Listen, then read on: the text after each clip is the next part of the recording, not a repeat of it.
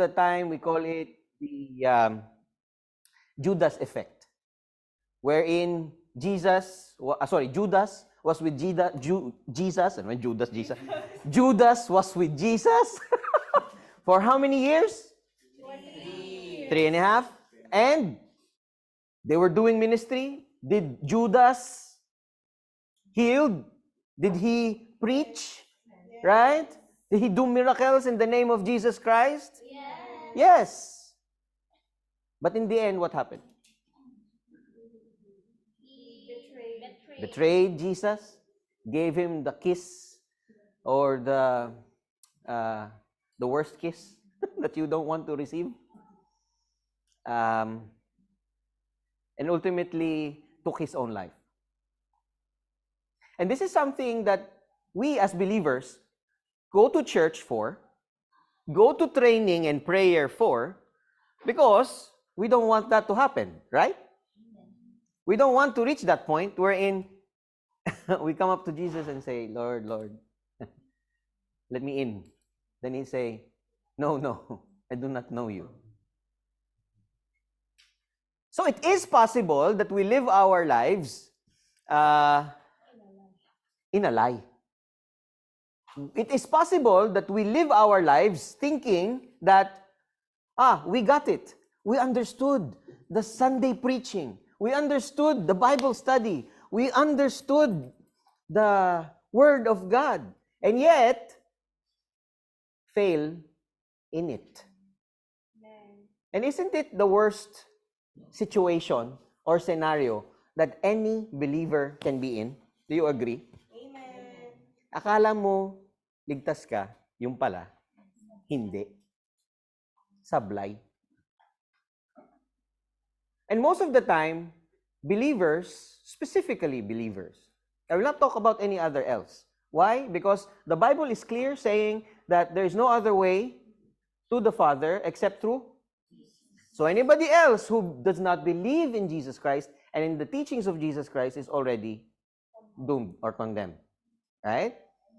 But my concern here are the people people who say they know Jesus Christ. Right? We are here because we know Jesus Christ. But you think you know Jesus Christ, or you're just thinking that you know Jesus Christ? Those are two different things. So, sige po, let's pray. Hallelujah. Father, we thank you for bringing us to this place. Thank you for this time of training and prayer. And Father, we just ask that you open our hearts, our minds to you. And as you continue to renew our minds through your word and through your spirit, allow us to respond to it more.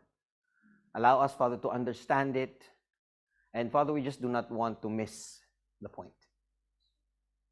We do not want to miss you, your promises, and the teachings of your Son, Jesus Christ. Father, we thank you. In Jesus' name we pray. Amen. So, it is not new news, or hindi na bagong tugtugin, that my favorite verse in the Bible is Romans chapter 12, verse 1 to 2, where it talks about renewing of the mind. And in that pursuit, personally, wherever I read the Bible, this is one of the main approach. Okay? Father, renew my mind. And allow your Spirit to renew my mind. This is the approach whenever I read the Word of God. And as I read the Word of God, it amazes me how He responds and actually renews my mind. Renews my mind, meaning renews my understanding. Okay. So, let's open our Bibles in Matthew chapter 5, verses 1 to 12. Some of you might have heard this already, but I don't mind. Still, it is the Word of God. You might have missed it the first time, so here you go for the second time. All right, let's go. So that we will not be sleepy, let's all read together. 1, 2, 3, go.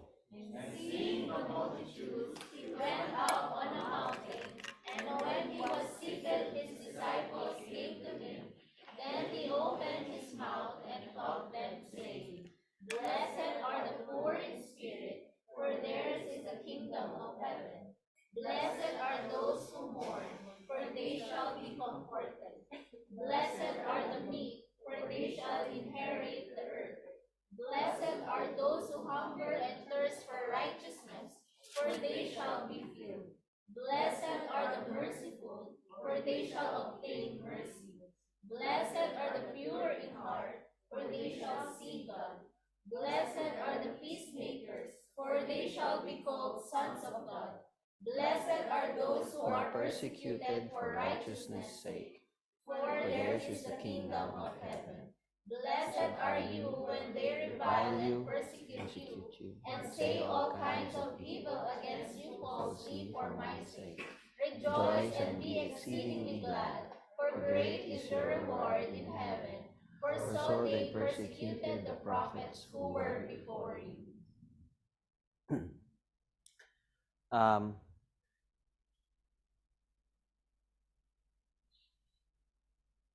I remember the passage wherein the disciples always ask Jesus Christ, why does he always speak in parables? And then what was the response of Jesus Christ? What was the response of Jesus Christ? Anybody? Yeah. The mysteries of heaven are revealed only for those who seek. Okay, what else? Who else? May sinasabi ka, bro. Can we read it? Where is it exactly? I forgot. It's in chapter 7.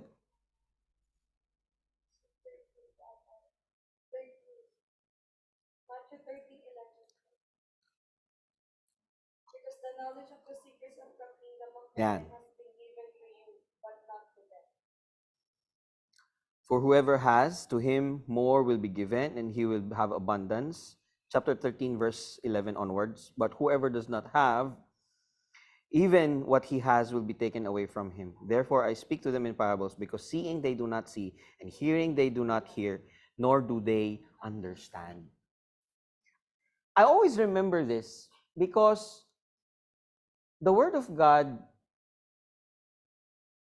if you don't seek it, you will not find it. If you do not have that hunger and thirst for it or desire for it, you will not be satisfied by it. Right? Ika nga, pag hindi mo nakasanayan, hindi mo gagawin. Tama ba? Amen. So now, going back to our main, hindi yan yung ano lang yan. Pasakali lang yan. Matthew 13, balik tayo sa 5. Alright. So, okay. So let's unpack this slowly. And seeing the multitudes, he went up on a mountain, and when he was seated, his disciples came to him. Question. Who saw the multitudes? Jesus. He, what? It's Jesus, right? He went up on a mountain. When he was seated, his disciples came to him. So the disciples went to Jesus Christ. Okay? Then he opened his mouth and taught them. So pretty much, the scenario is like this. Right? I'm not Jesus. I'm just putting the illustration, all right? The illustration is like multitude, disciples, Jesus, right? Do you get it? This is pretty much the same scenario of what we are reading. Okay. Saying, verse 3, blessed are the poor in spirit. Okay, fine. So if you remember, in the previous chapters, this is where Jesus started his ministry, did a lot of things. He started to preach, teach, do miracles, heal the sick, right? Cast out demons, a lot. He has done a lot of things. That is why up to this chapter, in chapter 5, seeing the multitudes. Maraming sumunod sa kanya. He had lots of followers. He went up on the mountain, he was seated, his disciples came to him, then he opened his mouth and taught them, saying, "Blessed are the poor in spirit." So Jesus was addressing people from all walks of life. Right? Because what does the multitude consist of? Ano ang laman ng multitudes? Sige nga, anybody? Ha? Alright, lahat ng klaseng may sakit, correct? What else? What does the multitude consist of? Matanda, bata, right? The good, the bad, and the ugly. Parang negative lahat yun. Okay, pero yes, they are part of the multitude. What else? The Pharisees, the disciples were part of the multitude. Who else? Huh?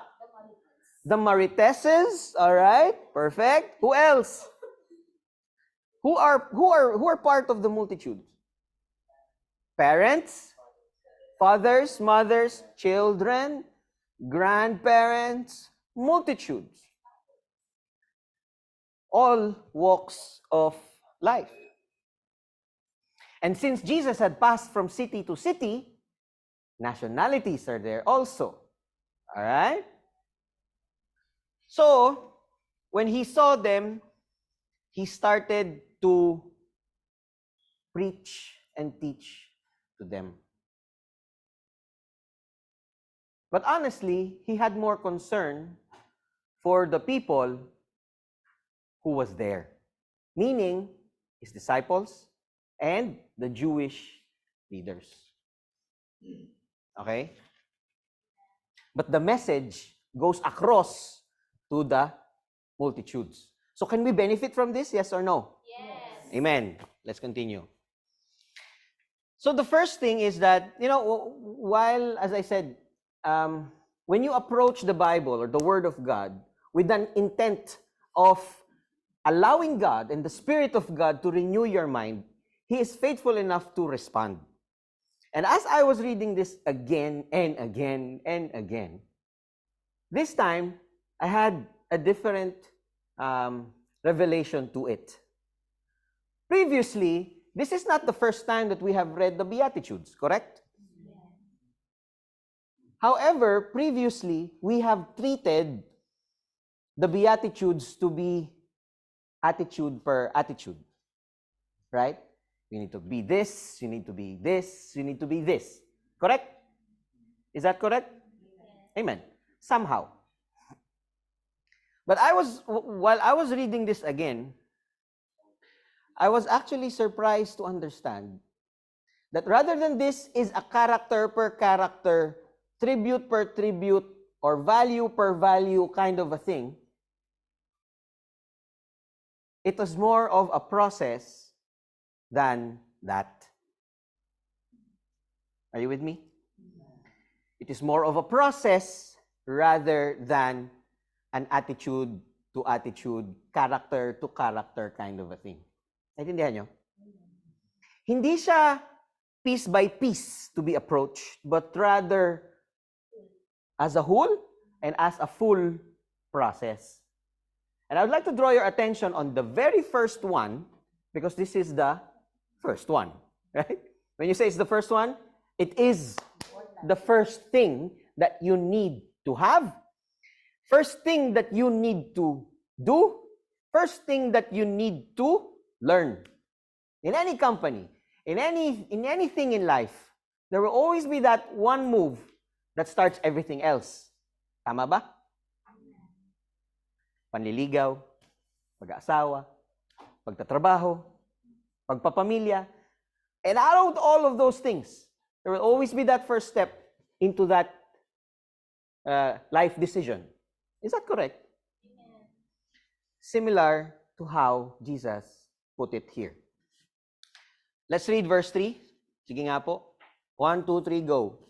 Blessed are the poor in spirit, for theirs is the kingdom All right, so since we are in a training, tell me, what does that mean?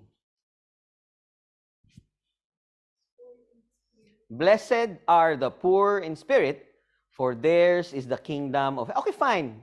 Hanggang doon sa kama lang muna. Blessed are the poor in spirit. Explain. This is a training, and let's benefit from it. Para hindi tayo antokin, mag-usap tayo. Kaibigan, usap tayo. All right. Let's go. Ano po yan? Process of learning more. Okay. Praise the Lord. Blessed are the poor in spirit. What does that mean? People in Zoom, you are most welcome to participate. Comment down below. Except for those na alam na yung sagot. The joke lang. Welcome pa rin kayo. All right, I understand it's Friday and you're anticipating the weekend, but again, sige, go. Ano po ang ibig sabihin ng poor in spirit?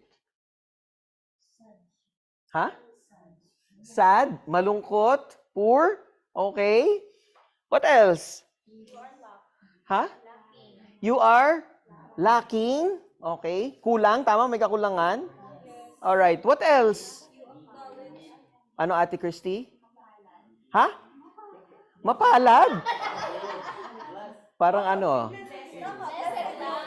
Mapalad, blessed, correct. Yung poor in spirit.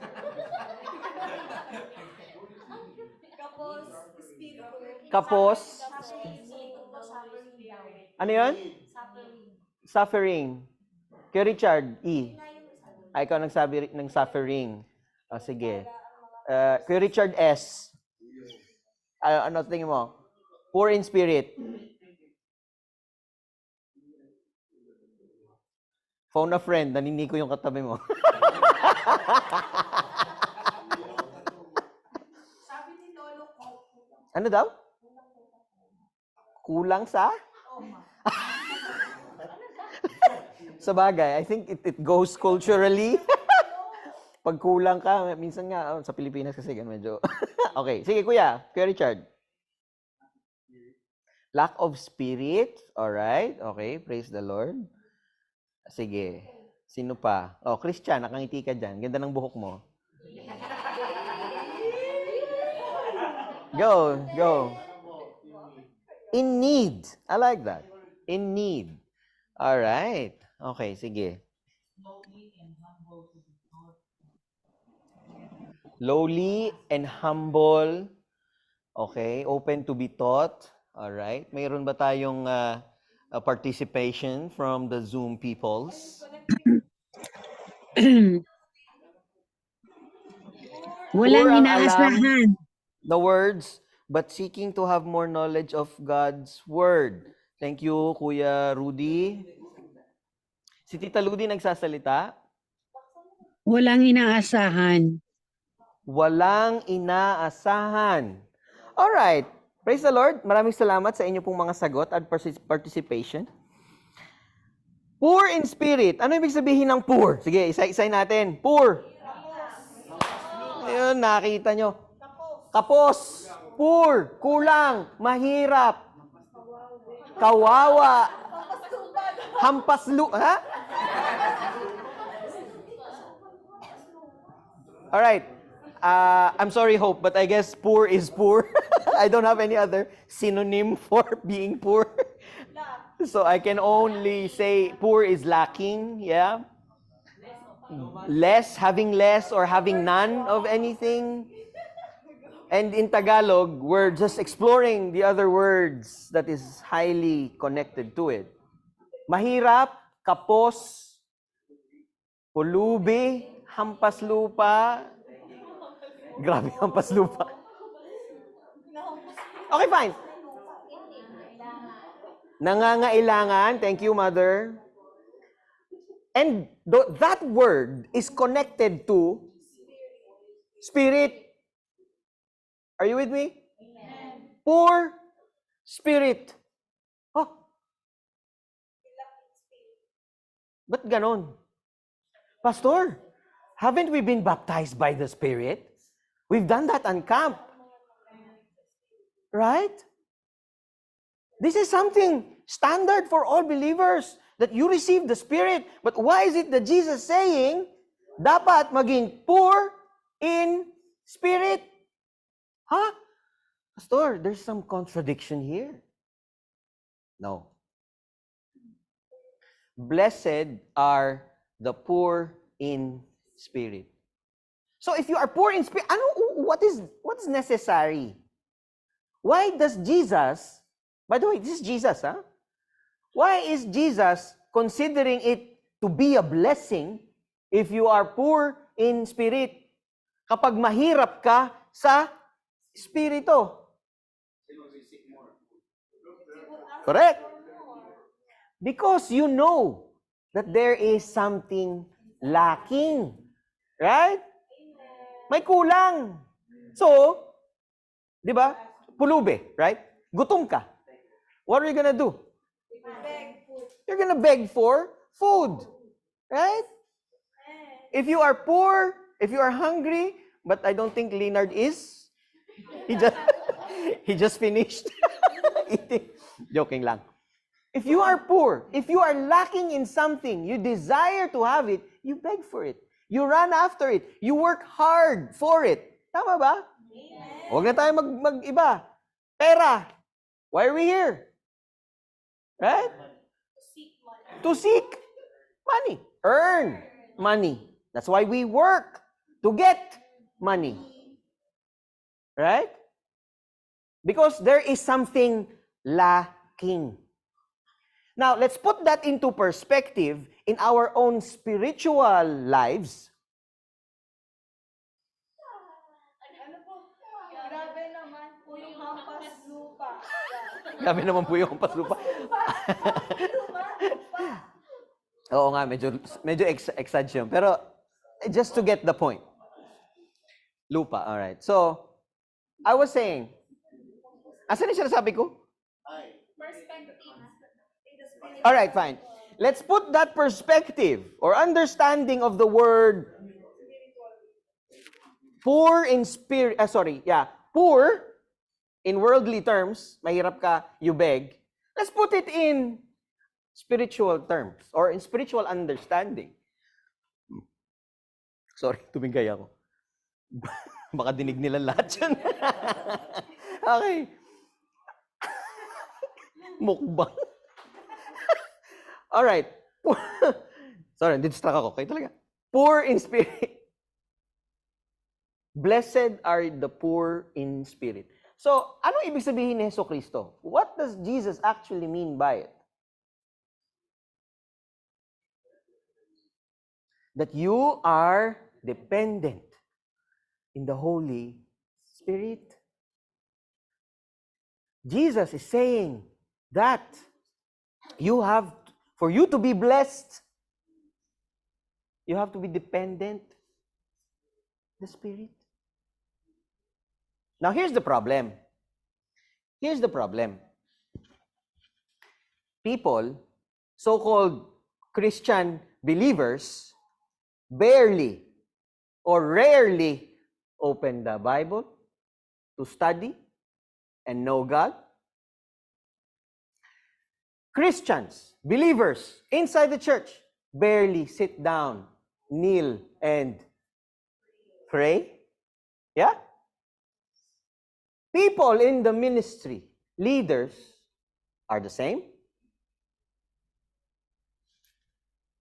Where is being poor in spirit in that?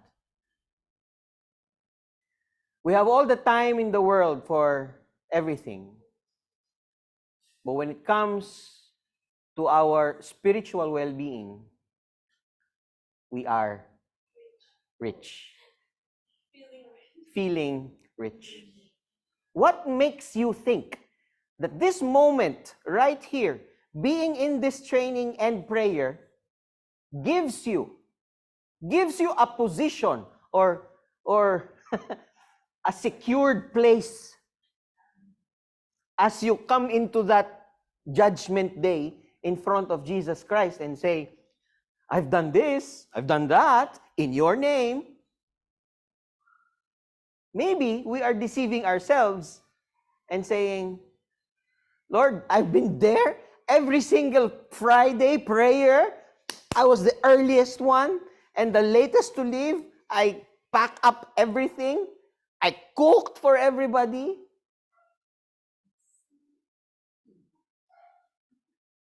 Does that even quantify as being poor in spirit? No. Those are all services. Right? Those are the things that we do for the people of God. But being poor in spirit is something personal between you and God. Are you with me? This is why I'm saying that this is more than a process, than it is an individual approach. Right? Because with this context in mind, poor in spirit to begin with, the next will change your perspective. If you understand the first point, you will understand the rest better. So it means that for you to be able to understand the next beatitude, first you have to be poor in spirit. To begin with, our worship leader was saying about seeking God, knowing God. Do you think there will be seeking if you are not poor? No. That's why believers, born-again believers to be specific, mostly are having weak foundations because they think with the small amount of preaching and teaching that they've heard on a Sunday is enough to get by through their life. And this is a very big misconception, not just by born-again believers, mind you, but many people in the world. That's why I'm saying it is highly possible that you become self-deceived, deceiving yourself that you got it, but you actually don't. Blessed are the poor in spirit. Doing ministry without prayer. What do you think? Do you think that is being poor in spirit? No. Why? Because you are trusting, relying on your skill, your knowledge, your understanding.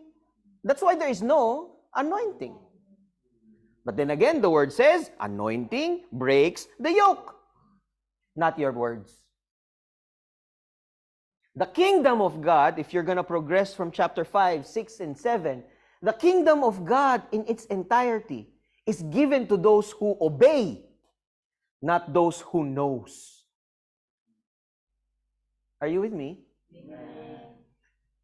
Knowing is one thing, obeying it is another. Right? So, blessed are the poor in spirit, right? What's the goal? What's the goal of being poor? For you to be rich, right? The opposite of poor is rich. So, it means that you need to do something to be rich. There are activities for you to do so that you will not be poor. In worldly terms, when you're poor, you beg. So, in spiritual terms, you are poor in spirit, you beg who? God. Because you, brothers and sisters, leaders, members, or whoever, workers, it's the same. What separates David from the rest, that's why he's been called a man after God's heart, is him being poor in spirit, despite being a king. Are you with me? And that's a character that starts everything in your spiritual journey. If you are not poor in spirit, you'll fail in everything else. And deceive yourself in the way or in the process and say, I'm doing this, I'm doing that, I know this, I know that. But if you're not poor in spirit, forget everything.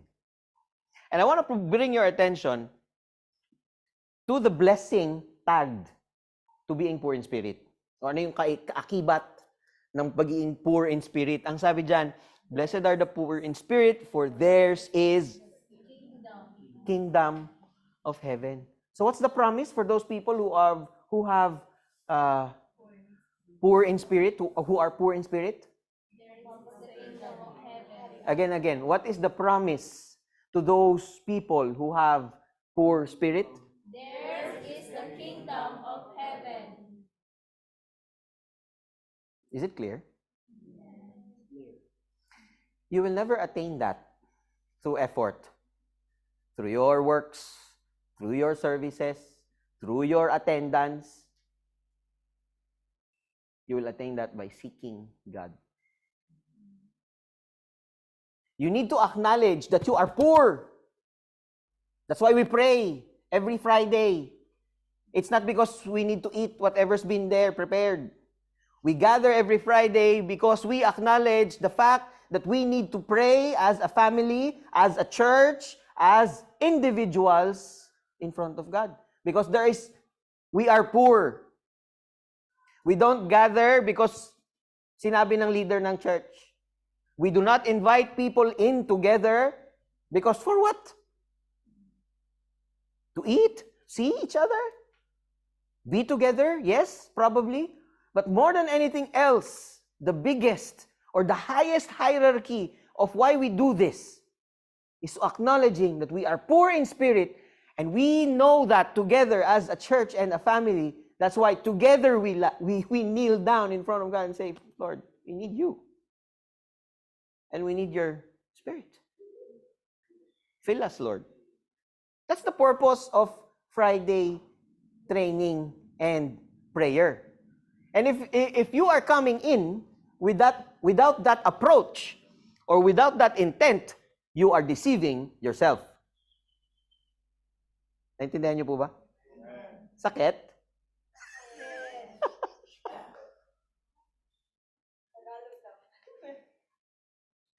Sorry po, nasa una pa lang tayo. We have how many more? But does it make sense? Again, I mean, while I was reading this, it hit me first. Especially the part wherein, you're going to ministry without prayer. I realized, ang yabang ko pala. Pupunta ako sa isang Bible study na walang prayer. Mag-worship lead ka na wala kang prayer.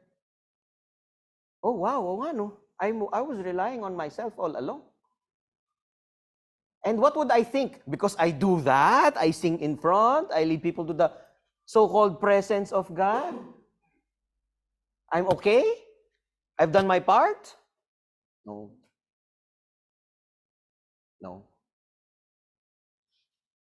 Blessed are the poor in spirit, for theirs is the kingdom of heaven. Again, this is the first step, brothers and sisters. If you are not poor in spirit, forget the rest. So if you have questions about being poor in spirit, ask it now. We will not proceed. Malinaw po ba? Amen. So being poor in spirit is the first step. Second, verse 4. Blessed are those who? For they shall be comforted. Explain.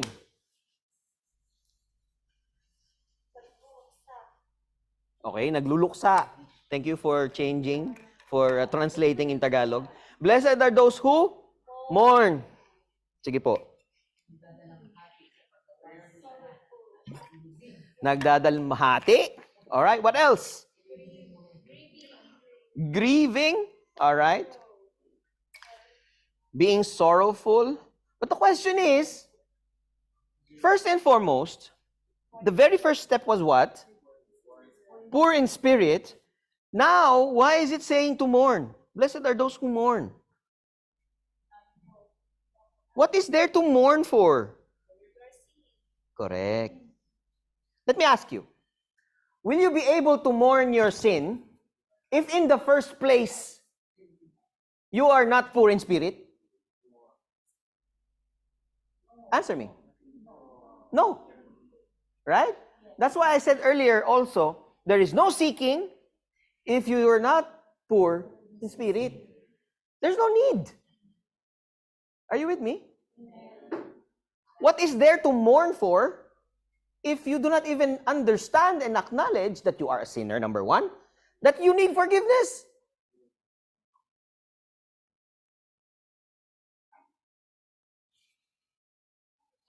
Are you with me?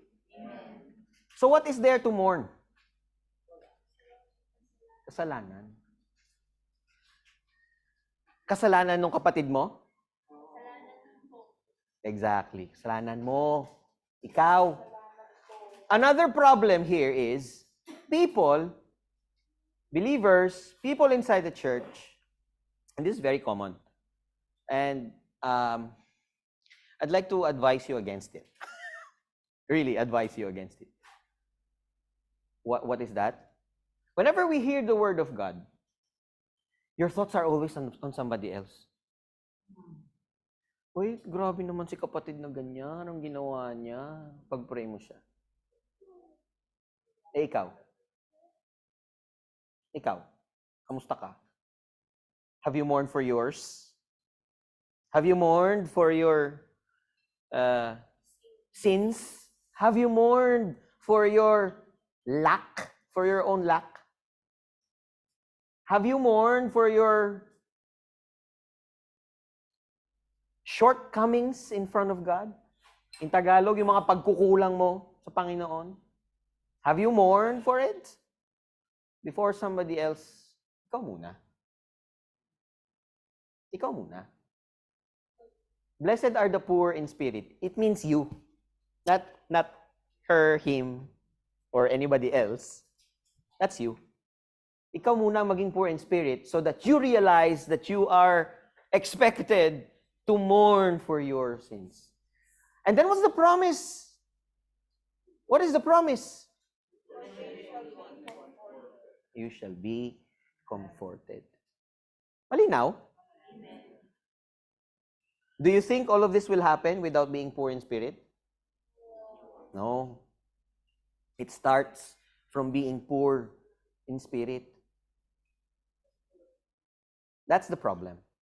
The world is presenting us so many things, so many actions, so many tasks, so many things that masks itself that you are actually following Jesus Christ, but you're not. Mask itself in the sense that you think that you are understanding the teachings of Jesus Christ, but you're not. 20 years ka na sa simbahan, ganun pa rin. Are you with me? Blessed are those who mourn, for they shall be comforted. Nararamdaman niyo ba yung level ng preaching and teaching sa Abu Dhabi? Alright, let's go. Verse 5. Next, basahin po natin. Blessed are the meek, for they shall inherit the earth. Okay. Ano man to? What's this?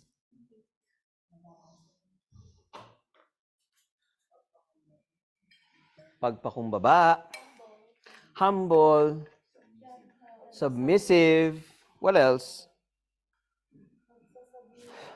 All right. What is there to be meek of?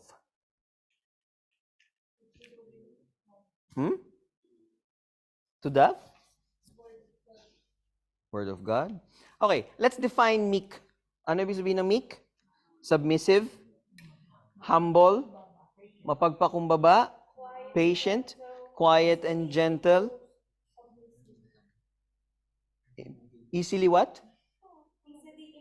Imposed and submissive. Madaling kausap, no? In Tagalog, tama ba? Madaling kausap. Madaling sumunod, ayan. Quick to respond, ayan. Accepts correction. Hindi rebelde.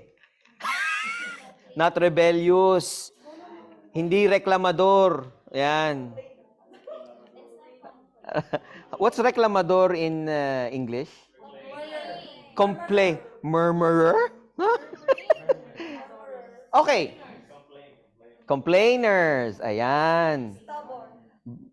Okay, so we defined it now. We understand it now. What's the synonym and the antonym? Ano yung pagkakaiba? These are just play on words. But what is Jesus actually saying? Blessed are the meek, for they shall inherit the earth. Submit ka sa word. What is there to submit to? Word of God. A word of God.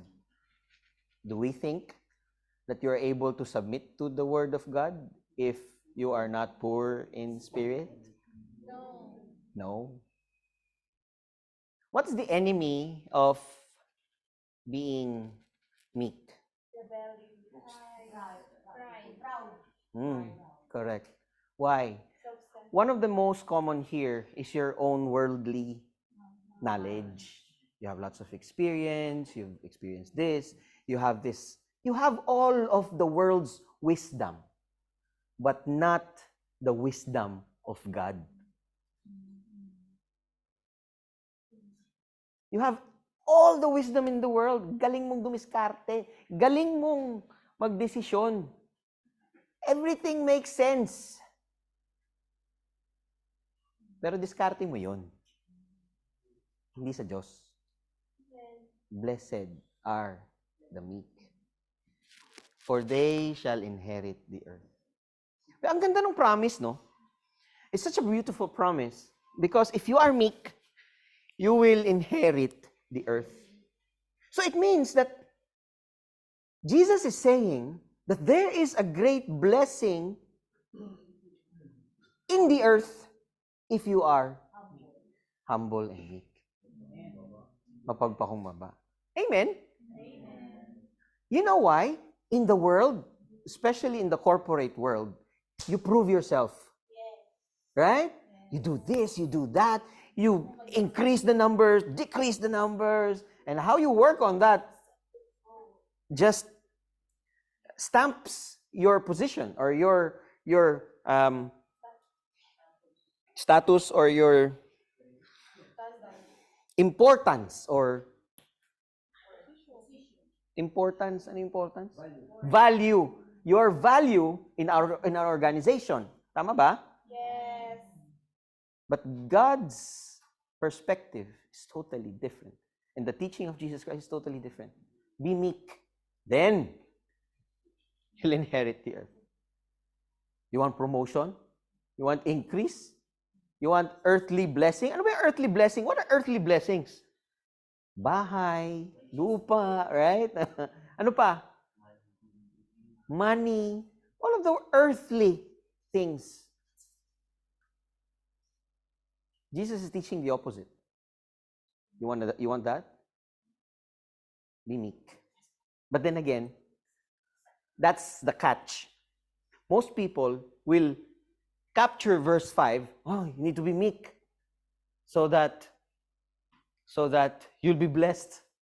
Sabi ni pastor, para magkaroon ng promotion at saka ng increment, kailangan daw maging meek. Mali. Kasi bago ka maging meek, anong kailangan una? Ay, perfect. Hallelujah. Poor in spirit. Hindi yung maging meek ka lang kasi gusto mo ng blessing. Humble. You're missing the point. You are deceiving yourself. Are you with me? Amen. All right.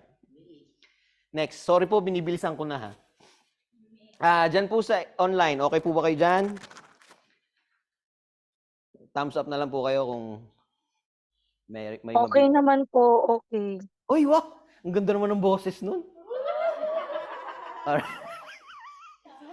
Alright. Matthew chapter 5. Next. Basahin po natin para hindi tayo antukin. Let's go! Blessed are those who hunger and thirst for righteousness, for they shall be filled. Blessed are those who hunger and thirst for righteousness, for they shall be filled. I think that's straightforward. In this church, we've talked about this many a times. righteousness of God is synonymous to the will of God. Right? And if you hunger and thirst for the will of God in your life, anong sabi? Anong promise? You filled. Remember, in ministry, in our walk, spiritual walk with God, in our Christian journey, if I may say,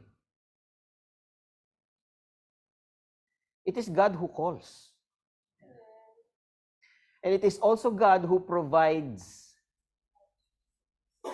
the strength to reach the end. Nagigets niyo ba? So, this is why I'm saying the very first beatitude is more of a process than an individual thing. Again, you will never be hungry or thirsty if you're already full. Right? And you will never hunger and thirst if you are not poor in spirit. Do you understand how it always goes back to that? And it's how important it is for us to understand that there are no other beatitudes apart from the first one. If you miss that one, you're deceiving yourself on the rest. You hunger and thirst for righteousness. Exactly. Because you acknowledge and understand that apart from the will of God in your life, there's nothing else. Right? But if you pursue your own dreams and aspirations with your own style and with your own effort and skill, do you think that's being hungry and thirsty for the righteousness of God in your life? Hello? Do you think that's being poor in spirit? No. And the promise here is that they shall be filled. Ano ibig sabihin nung they shall be filled? You will be, I like somebody said something. Satisfied. I love buffets. Obviously. I love buffets. And it takes for me a long time to be satisfied. My wife always complains and say he always wants to be in that state wherein he couldn't breathe anymore. For me, that's the satisfaction level. And putting it into perspective here, just comparing it here, parang ganun. Satisfied in the spirit. Are you with me? Amen. Blessed are those who hunger and thirst for righteousness, for they shall be filled. Sige, fast track tayo. Blessed are the merciful, for they shall obtain mercy. Listen, I think Pastora Jelly taught this before, right? That Jesus actually teaches about mercy, right? And also not sacrifice. But this is Jesus talking, right? To the multitudes. And he's saying, blessed are the merciful, for they shall obtain mercy. Now let me ask again. Do you think a person, you, have the capacity to be merciful if you are not poor in spirit? Bakit?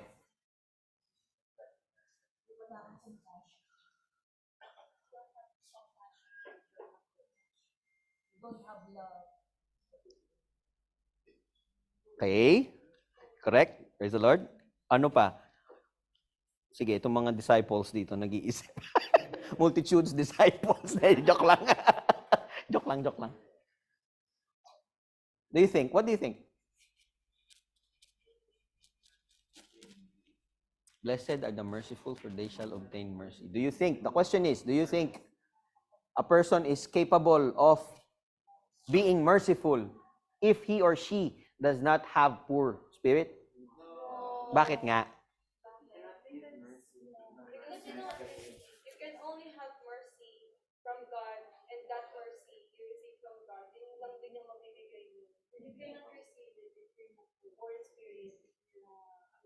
Correct. Galing. Praise the Lord. Correct. Who are the people who are the ones who needs mercy? People who have done wrong. Tama ba? Who's asking for mercy? People inside the courtroom. People who are in jail. Right? Who are in suffering. People who did the mistake. These people are the one who's asking for mercy, right? Okay. And them asking mercy means they acknowledge that they are wrong. That they are wrong. And it takes a poor spirit to understand, to ask mercy. Now the problem is the people who are not in that kind of position, who are not in jail, who are not convicted, who are normal. Where is mercy? If you are not poor in spirit, you will never recognize. You will not recognize the need for being merciful if you are not in that position that requires mercy. Kasi there's only a need for mercy if there's something wrong. Tama ba? But then again, it is a lifestyle that Jesus is saying that branches out from having a poor in spirit, having poor spirit. Are you with me? You can never give mercy if you haven't received mercy. So what Jesus is saying here or teaching here is, as you have received mercy from God, tama? Ikaw rin, dapat marunong kang magbigay. Tulad nung tinuro ni Pastora. It's all aligned. Blessed are the merciful, for they shall obtain mercy. Next. Malinaw po ba so far? All right. Blessed are the pure in heart, for they shall see God. I like this. I like this. Blessed are the pure in heart, for they shall see God. Wait, Pastor. Inherit the kingdom is different from seeing God? Well, obviously, yes. There's another level to it. Just like, ano yung sa John? Ano yun? Seeing the kingdom and then entering the kingdom. It's the same thing. Posible pala yun. Oh, wow, there's two things. Blessed are the pure in heart, for they shall see God. So exactly, pwede ka makarating, pero hindi mo makita ang Diyos, hindi ka makapasok. Pwede mo makita pero hindi mo makapasok. Di ba? Exactly.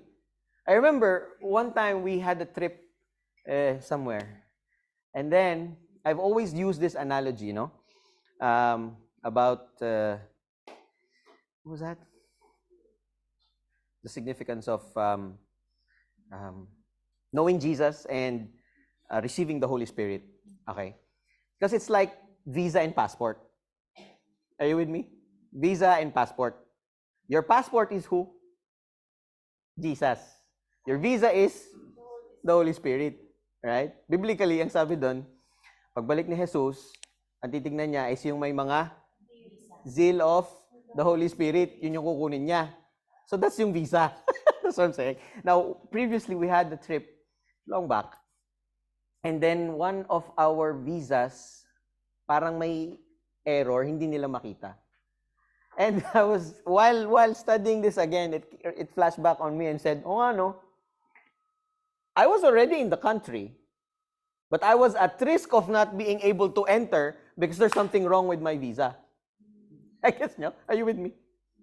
Here it's saying something also. Blessed are the pure in heart, for they shall see God. So now, what is pure in heart? Pure in heart. Clean? Holy? Sanctified? Purified? Wow. refined. Parang kanta to, ah. Parang papunta sa kanta to, ah.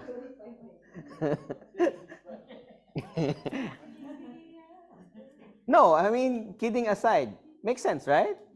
Pure heart means refined, clean, sanctified heart. That's the only one that can see God. Now, let me ask this question again.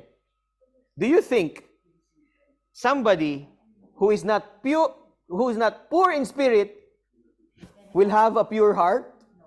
No. Nagigets nyo ba?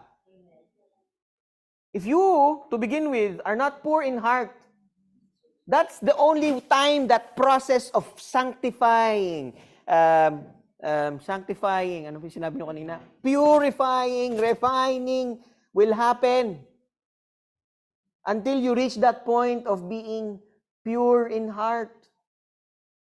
Because being in this world, yes, our hearts, our minds are all filthy. Right? And that until and unless you recognize in your poorness that you need God, that you need to be there, then there will only be responses to it. And one of the outcomes is pure in heart. And the promise is you will see God. Who wants to see God? Raise your hand. Amen. We all want that. Next.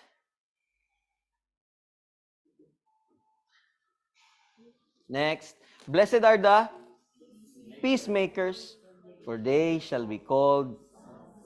All right, let's read it again. Naantok na tayo. 1, 2, 3, go. Blessed are the peacemakers, for they shall be called sons of God. I like this also. So what does this mean? Sige nga. Peace be with you. Is that what it means? Is this synonymous to not fighting? Is this synonymous to not being angry all the time? Is this synonymous to kapag nag-aaway sila, you make them, uy, magbati na kayo? Is it like that? What does it mean? Sige po. The initiative to? Okay. Wow. Kahit ikaw ang may mali? Yung ba yun? O amen? Wow. Asawa ka nga. Praise the Lord. Oh, what else?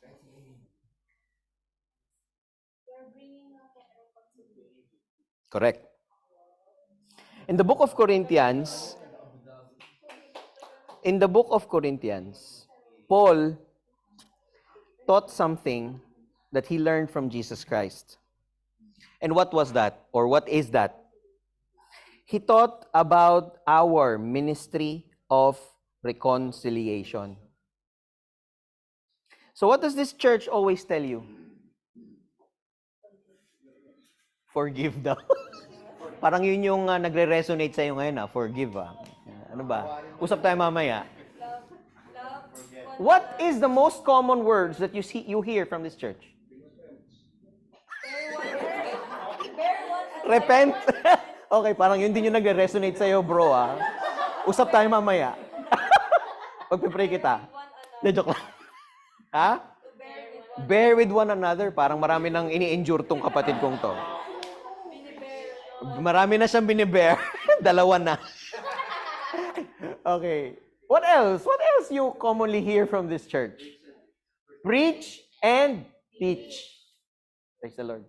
And why is it that this church always encourages you, tells you to preach and teach? Because it is our role, not just the pastor's role or the worker's role to preach and teach, but it is an individual command to us, believers, followers of Jesus Christ. Hindi yan dahil pagod na, puno na yung schedule. No. It's our role. Each and every believer are called to be in a ministry of reconciliation. When you reconcile people, it's not that simple as pagbabatiin mo yung magkagalit. No. You reconcile people to God. And that's what the ministry of reconciliation means. And that's what being a peacemaker means. You make peace of unbelievers to God. Are you with me? It's not just simple attitude na pagbatiin mo yung magkagalit. Or hindi ka makikialam, correct? Or just iwas pusoy ka. Gusto ka na lahat ng tao kasi hindi ka na you're not taking sides or whatever. Naiintindihan niyo po ba? That's not what it means. Being a peacemaker, you'll be called a son of God kapag ka, peace with you, peace be with you. Yung ba yun? Is that what it means? Are you called a son of God if you are going to make enemies friends again? Is that what it means? No. Those are worldly things, right? What's significant is that reconciliation. You, your friend, your family, to God. And that's what a peacemaker means. You make peace of your family, your friends, to God. That's why you will be called sons of God. Now, let me ask again this question. Do you think you are able or capable to be a peacemaker if you are not poor in spirit? Because you will not find the need to preach and teach, to make peace of people to God, if you are not poor in spirit and if you yourself do not understand it yourself. Kung hindi mo naintindihan yun sa sarili mo, hindi mo yan ipapasa sa iba. Correct? I'm good. I attend to church. That's it. I'm good. I wait for Jesus to come. I sing and praise to God. Wait for Him to come. No. Good luck. Pagdating mo doon, I do not know you. Who are you? Who are you? Very, very Arab, ano? Who are you? Naintindihan niyo po? And this is significant. We are, by the way, this is the B attitude. Right? We always say that this is the attitude to be. Kaya siya B attitude.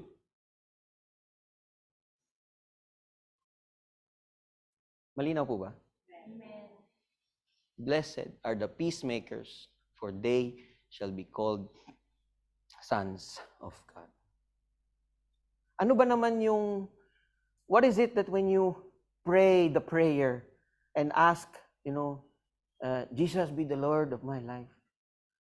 Yes, the Bible says that when you accept Jesus as Lord and Savior, you will enter the kingdom of God. You have the promise of heaven. You didn't die at that point. It means there's a process. Until that time, there's a sanctification that will go on. There's a mission at hand. And for you to qualify as a son of God, you need to do what Jesus did. And Jesus, as a so-and-so called peacemaker, okay, if you want to view Jesus as a peacemaker, he threw the tables in the temple, right? He called the Pharisees, you brood of vipers, peacemaker ka dyan. Are you with me? That's the kind of peacemaker? No, he was addressing deeper things. He was addressing spiritual things. Why? Because being a peacemaker means you make peace of these people towards God, the Father, and their Creator. Malinaw po ba? And that's Jesus for you. That was Jesus. Next.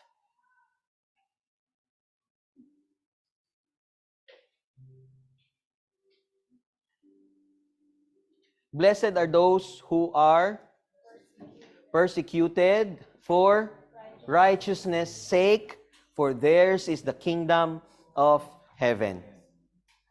Again, let's repeat. Blessed are those who are persecuted. Sorry po, ulit. medyo inaantok na tayo. Again, 1, 2, 3, go.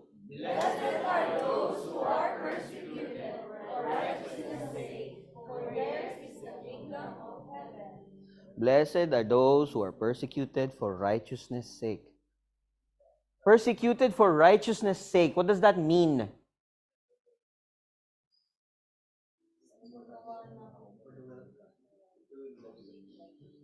If you are persecuted for doing the will of God. Again, asking the question, do you think you will be persecuted for righteousness' sake if you are not poor in spirit? No, because you will not find the need of following in the will of God in your life if there's no need for it. Naintindihan niyo po ba? Or do you understand why being poor in spirit is the number one statement that Jesus made? Everything starts from there. If you are not that, everything else will crumble. There's no need for this. But you know what? This is a full close. This is a full close. Why? Because the promise is the same as being poor in spirit. Are you with me? This is a full close, meaning you've done it all. It's a cycle. Sinabi niya sa first one, poor in spirit, for theirs is the kingdom of heaven. And then again here in verse 10, it says, blessed are those who are persecuted for righteousness' sake, for theirs is the kingdom of heaven. Again, Pastor, it's the same promise. I received that from being poor in spirit. No, exactly. That's why everything else in between is a process. Everything else is in between revolves on the first one, so that it is a complete and full close as you come to verse 10 and say, blessed are those who are persecuted for righteousness' sake, for theirs is the kingdom of heaven. The problem is, we don't want to be persecuted for righteousness' sake. Why? Because we love the world. We want to be one with the world. Sabi ko nga kanina, iwas pusoy. You don't want conflict, right? Because you want to be peacemaker. Are you with me? Blessed are those who are persecuted for righteousness' sake. You don't want to follow the will of God in your life because you say, that's very restricting. I want to do this, I want to do that. I want to enjoy the world. Travel, this one. Now, this is a very vast topic, following the will of God. And we've tackled this many years before. Blessed are those who are persecuted for righteousness' sake. If you are not able to follow the will of God in your life, all right? Sometimes you think that you are following the will of God in your life and you're fulfilling righteousness dahil disown ka ng family mo or whatever, dahil siniran mo sila, Jesus is not God. And then we start to back down. We start to lay low. We start to just stay on our own circle. It doesn't end there. What's mentioned here is, blessed are those who are persecuted for righteousness' sake. There's an action. You're doing something, that's why you are being persecuted. Exactly. If you're not doing anything, you will not be persecuted. If you're not doing anything, do you think you're responding to being poor in spirit? No, because you are full. You are satisfied with what you have. There's no need for anything else. Maliwanag po ba? Alright. Tapusin na natin to. Let's go. Verse 11. Sorry po, medyo napahaba tayo tonight. Blessed are you when they revile and persecute you and say all kinds of evil against you falsely for my sake. Next. Hanggang 12 na bro. 13. Rejoice and be exceedingly glad, for great is your reward in heaven, for so they persecuted the prophets who were before you. Now, what am I trying to say?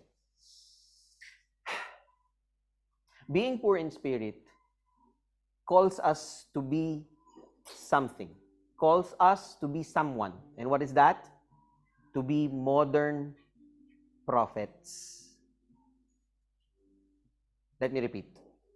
The whole beatitude thing, from being poor in spirit, calls you to respond in your calling to prophesy. Why? Because rejoice and be exceedingly glad, for great is your reward in heaven, for so they persecuted the prophets who were before you. The whole thing that we just read, okay? Jesus is saying, this is the same things that the prophets did before, that you are expected to do now. Are you with me? Are we functioning as a modern day prophet? Because the prophets in the olden time, they always commune with God. They're always poor in spirit because they don't have any message of their own apart from the message of God that is being given to them, then to the people. They were vessels, containers. Are we? Are we? Really? Or are we containers that are full of what the world has to offer? Are we full of the things that we like and not what God wants? I encourage you, this is heavy, good stuff. Encourage you to read it. I encourage you to devour this in your own personal time.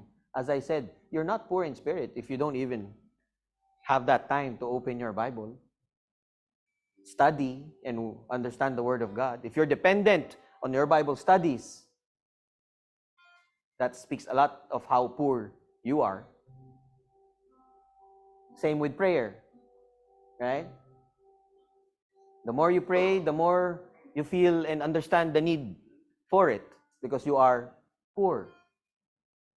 Everything in our life as believers, in our Christian journey, Jesus said, seek. Seek and you will find.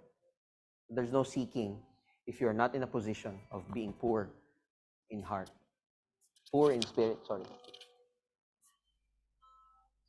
And we are to operate as prophets in this time. Amen. So if there's anything that we need to pray for tonight, let's start with that. Let's ask God to move in our lives, speak to us, and reveal to us how poor we are. And repent also, sabi nga ni Kuya kanina. Mag-uusap pa tayo, bro. We are to repent of it every day. And if there's anything that we need to pray for right now, that's that. Because we might be deceiving ourselves and miss the point. One thing is for sure, God doesn't want that. In the succeeding parts of this series, we go to chapter 7 wherein it says, many will enter the broad gate and few will enter the narrow gate. Yun po yung mga kasunod nito. I encourage you, tonight let's pray and ask God to reveal to us and have poor spirit. Let's pray.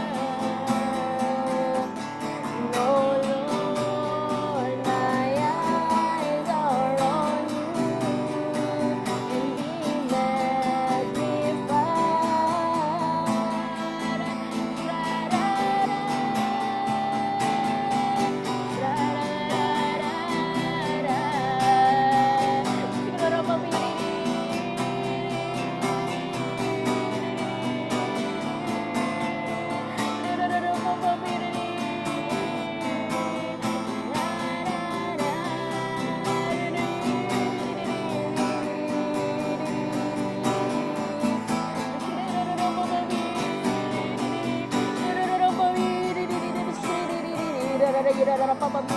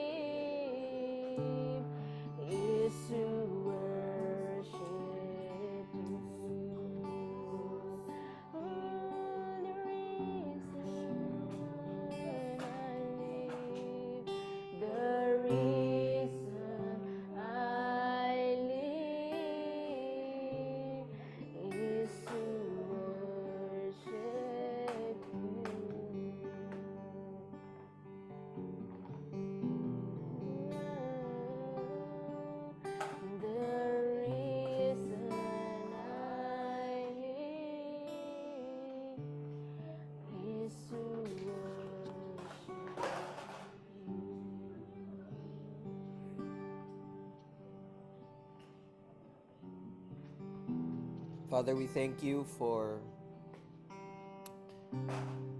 your message tonight.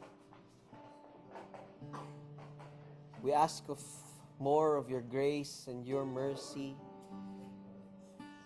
and to respond to us, Father, in our requests to provide us with poor spirit, Father.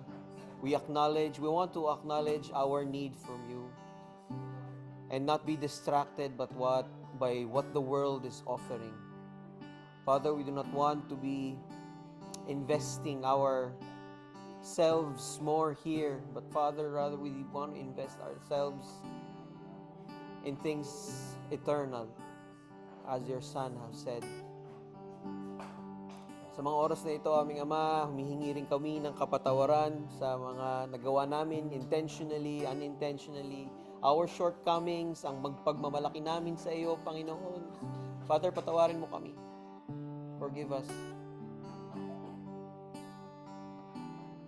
We come to you, Father, with a repentant heart, asking for more of you.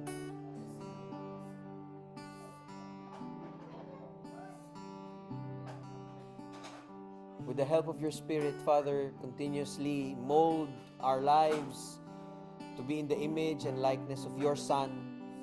Wala kami ibang nais, Panginoon, kung hindi malakaran yung pagkatawag mo sa amin, yung kalooban mo, yung righteousness mo. And everything, Father, stems out of a poor spirit. This is on us. And Father, we acknowledge yung kakulangan namin, Panginoon, our spiritual bankruptcy in front of you. And continuously, Father, we ask na ikaw, Panginoon, ang magpuno ng kakulangang ito. Father, protect us, cover us from anything that would satisfy us apart from you. In Jesus' name. And let us not be enticed with the world, with what the world is offering, because nothing is far greater and more valuable than what you are offering. Sa mga oras na ito, Panginoon, we pray for each and every one, not just for ourselves, but also for your church. Lord, you have called us to be here for a purpose. And Father, we trust that you will enable us, Father, to do that, to do the things that you have called us to do. But first, we ask that you touch the hearts and the minds of each and everyone to find and seek their calling, their gifts, our gifts, and ultimately respond to you.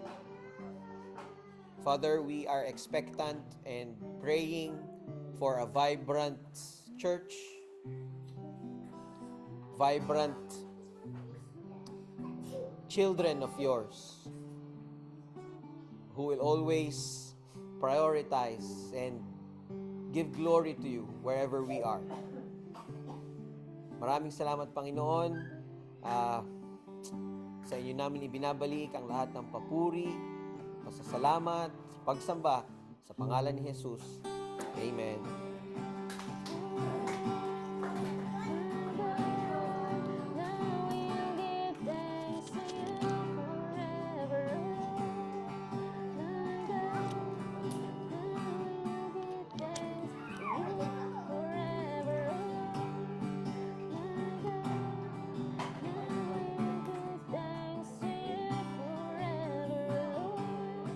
Bye po. Bye everyone. Ay, wala na pala. Hello, bye-bye po. Good night.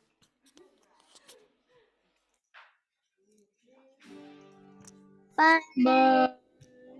Good night. Bye-bye po. God bless. See you tomorrow.